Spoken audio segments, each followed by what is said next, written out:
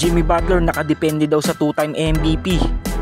At Jonathan Kuminga nalalapit na ang pagbabalik sa Warriors.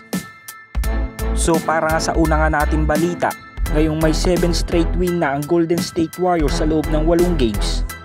As of now ay tabla na nga sila ng Los Angeles Clippers sa number 6 spot ng buong Western Conference. At napakalaki nga ng advantage ng Dubs na pumasok sa playoff spot. Dahil kapag tinalo na nga nila bukas ang Philadelphia 76ers, aangatan na nga nila ang Los Angeles Clippers sa number 6 spot.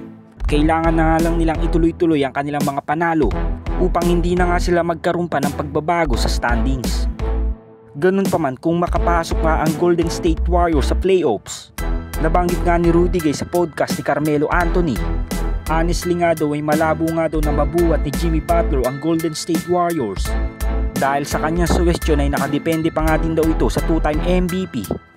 At nape-predict nga din niya sa playoff run ng Dubs. Nakasalalay nga daw ang lahat sa magiging performance ni Stephen Curry. Well, sa naging payag nga ni Rudy Gay patungkol kay Jimmy Butler, medyo hindi pa nga natin nakikita kung ano ang kalalabasan ng Warriors sa playoffs. Dahil noong nasa Miami Heat pa nga ang former All-Star, nagawa naman itong madala ang Miami Heat sa NBA Finals ng 2 beses. At sa ipinapakita nga niyang performance ay laging todo nga ito sa bawat game. Ngunit sa sitwasyon naman niya ngayon sa team ng Golden State Warriors, pwede nga niyang idepende ang lahat kay Steph pagdating sa scoring. Balit pwede pa rin naman siyang gumawa ng iba pang paraan upang maging epektibo pa rin si Jimmy Butler sa kanilang lineup. Ito nga ang kanyang ipinapakita sa Warriors ngayon. Dahil sa naging performance ka nito sa Charlotte Hornets at Orlando Magic, combine nga lang ang former All-Star ng 11 points. Ngunit bumawi naman siya sa rebounds, assists at depensa.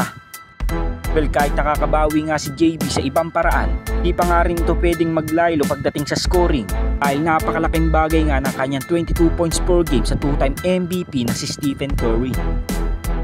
At sa ating pangalawang balita, sa pagkakaroon nga ng 2-on-2 workouts si Jonathan Kuminga, panggit nga nating nire-re-evaluate pa rin ito ng Warriors medical staff kahit napasama na nga din ito sa kanilang team practice. Iniingatan pa nga rin ang kanyang injury dahil napakasama nga nito sa team ng Golden State Warriors kung magkakaroon pa ito ng setback, lalo na't nalalapit na nga ang postseason.